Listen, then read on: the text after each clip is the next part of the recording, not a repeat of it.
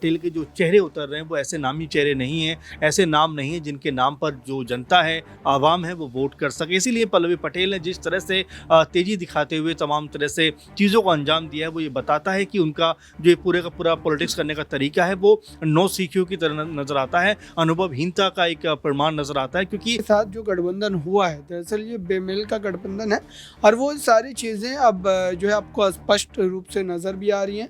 तो ऐसे में पल्लवी पटेल ने भले ही जो है जोश में आकर के फैसला तो ले लिया कि उन्हें अखिलेश यादव को सबक सिखाना है, फिर अखिलेश यादव के खिलाफ जाना है, उत्तर प्रदेश की राजनीति में अपना एक अलग स्थान बनाना है, लेकिन ये सारा का सारा मामला अब उन पर ही भारी पड़ता हुआ नजर। नमस्कार, मैं नाज़मीन खान और आप देख रहे हैं SPN 9 न्यूज़।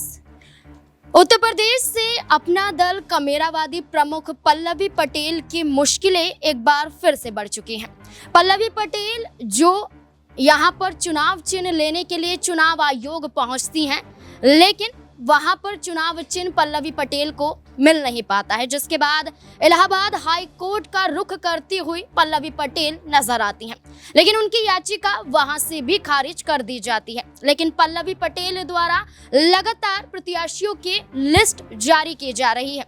ऐसे में दूसरे चरण के मतदान की प्रक्रिया समाप्त होने के बाद उन्नाव से उनके प्रत्याशी को लेकर एक बड़ी खबर सामने आती है कि जो पर्चा भरने जाते हैं वहां से खामियों की वजह से पर्चा खारिज कर दिया जाता है, जिसके बाद देखा जा रहा है कि चुनाव चिन्ह ना मिलना क्या सबसे बड़ी वजह है कि अब प्रत्याशी मुश्किलों में पड़ रहे हैं। चुनाव लड़ना ही कहीं ना कहीं अब गले की फांस पल्लवी पटेल के लिए, उनके प्रत्याशियों के लिए बनता हुआ नजर आ रहा है। न्यूज रूम में मौजूद है, तमाम सवाल बनते हैं, जानने की कोशिश करेंगे। अमन सर मेरे साथ मौजूद हैं। अमन सर, जैसे कि पल्लवी पटेल को झटका इलाहाबाद हाई कोर्ट से लगा था, चुनाव चिन्ह नहीं मिल पाया था, अब ये देखने को मिल रहा है कि उन्नाव से जो प्रत्याशी पल्लवी पटेल ने उतारे थे, पर्चा दाखिल करने पहुंचे थे, लेकिन खारिज कर दिया जाता है कुछ खामियों की वजह से। तो क्या ऐसे में मान लिया जाए कि पल्लवी पटेल ने जो रास्ता चुना है वो गलत रास्ता चुना है? देखिए बिल्कुल, और शुरुआत से ये लग रहा था, क्योंकि जो बड़बोले बयान उनके निकलकर सामने आए, ऐसा लगता था कि यूपी की राजनीति में उनका कोई बहुत ज़्यादा दखल है, बहुत ज़्यादा रसूख है, बहुत ज़्यादा उनका कह सकते हैं कि अनुभव है।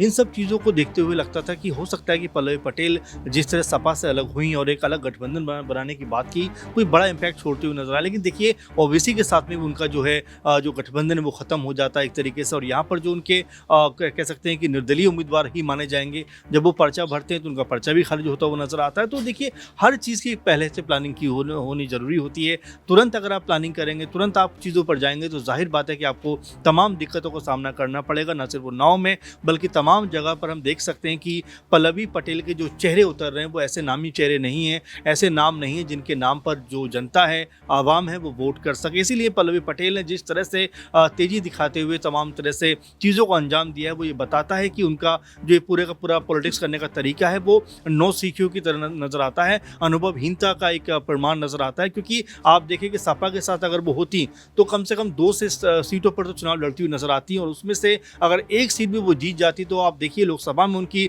जो नुमाइंदगी है वो नजर आती। लेकिन जिस तरह से सपा से खफा हो जाती हैं, सपा से अलग हो जाती हैं, और राज्यसभा में जो सीट को लेकर पूरा हंगामा करती हैं, 3-4 सीट दिए जाने की बात करती हैं, तो ये जो तमाम बातें कहीं ना कहीं पल्लवी पटेल की तरफ से निकल कर सामने आती हैं, वो ये बताता है कि पूरा मामला कि वाकई पल्लवी पटेल ने बहुत ज़्यादा जल्दबाजी की है। इसी का परिणाम उनको भुगतना पड़ रहा है कि जिस जल्दबाजी में चीज़ें हो रही हैं उसी तरह से उनके साथ जो घटना है वो लगातार कह सकते हैं गड़बड़ होती चली जा रही है। आप देखिए सपा से अलग होती हैं, ओवैसी से अलग होती हैं, प्रत्याशी कह सकते हैं उनको नहीं मिलते हैं, वहीं उनका जो चुनाव चिन्ह है वो भी उनको नहीं मिलता है। तो यहाँ पर पल्लवी पटेल पूरी तरह से मुश्किलों में नजर आ रही हैं। सिर्फ अपनी गलतियों की वजह से अगर वो सपा के साथ रहती तो मेरे ख्याल से उनके लिए कुछ बेहतर होता हुआ नजर आता। एक और सवाल बनता है सर कि वाराणसी से चुनाव लड़ने के लिए अखिलेश यादव को चैलेंज करती हुई नजर आती हैं, साथ ही साथ कहती हैं कि मैं वहां से समर्थन करने के लिए भी तैयार हूं। तो वो क्या दिखाने की कोशिश कर रहे हैं कि अखिलेश यादव अगर प्रधानमंत्री नरेंद्र मोदी के खिलाफ उतरेंगे तो जीत नहीं पाएंगे, इसलिए कोशिश कर रहे हैं कि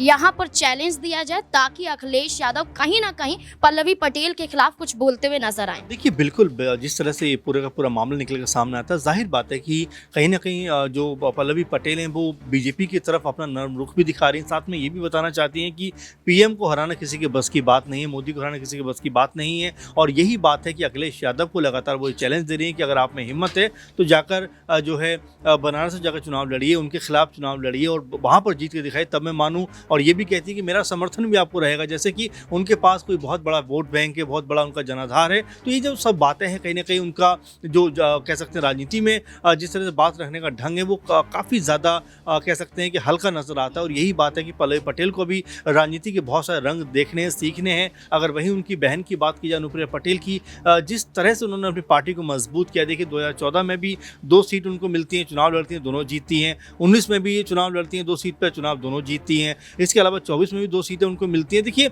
इसके अलावा और एमएलए के भी जो कह सकते हैं ग्राफ है वो लगातार उनका बढ़ता हुआ दिखाई पड़ता है। तो इस तरह से पार्टी को मजबूत किया जाता है। और देखिए बीजेपी ने उनको हर बार 2 सीटें दी, लेकिन इसका मतलब नाराज़ नहीं हुई हैं, बल्कि बीजेपी के साथ चली हैं। लेकिन ये ज़रूर कहा है कि अब हमारी पार्टी बड़ी हो रही है, हमें कुछ और सीटें मिलनी चाहिए। तो ये राजनीति करने का ढंग होता है कि आप किसी को नाराज़ भी ना करें और अपनी बात भी रखते हुए नजर आए और साथ में आगे बढ़ते हुए दिखाई पड़े। लेकिन पल्लवी पटेल ने जिस जोश में कह सकते हैं फैसले किए हैं वो उनके ऊपर मुझे लगता है कि अब भारी पड़ते हुए नजर आ रहे हैं। पल्लवी पटेल के जो फैसले हैं उन पर भारी तो पड़ रहे हैं, लेकिन लगातार पल्लवी पटेल अब तीसरी लिस्ट जारी करती हुई भी नजर आई है।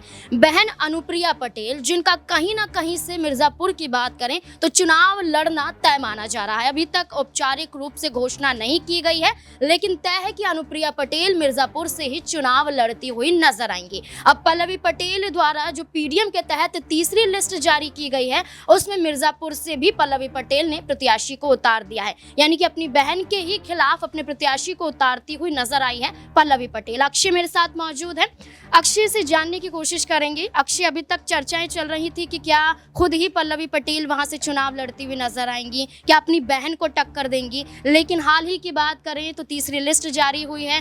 मिर्जापुर से उन्होंने दौलत राव पटेल को उम्मीदवार के रूप में उतारा है। एक कड़ा मुकाबला भी देखने को मिलेगा, लेकिन क्या उनका चुनाव मिर्जापुर से ना लड़ना क्या ये दिखाता है कि अपनी बहन से ही डर गई हैं?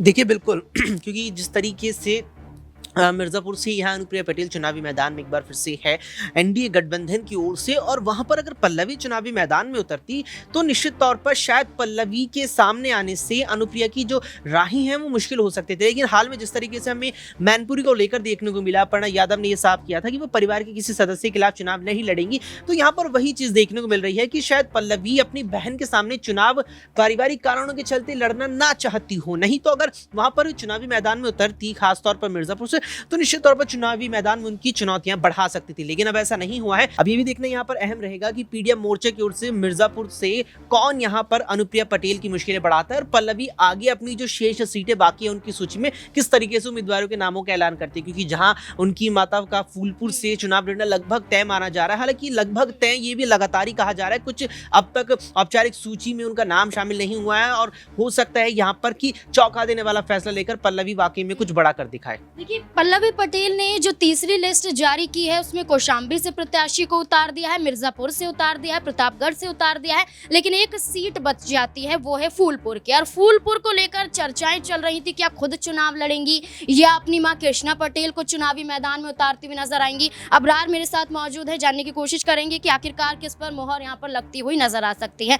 अबरार, जैसे कि देखने को मिल रहा है कि तीसरी लिस्ट भी पल्लवी पटेल द्वारा जारी कर दी गई है, लेकिन अभी तक उस लिस्ट में फूलपुर का नाम शामिल नहीं है, यानी कि अभी तक तय नहीं कर पा रही है पल्लवी पटेल कि खुद चुनाव लड़ें या अपनी मां को आगे करती हुई नजर आए।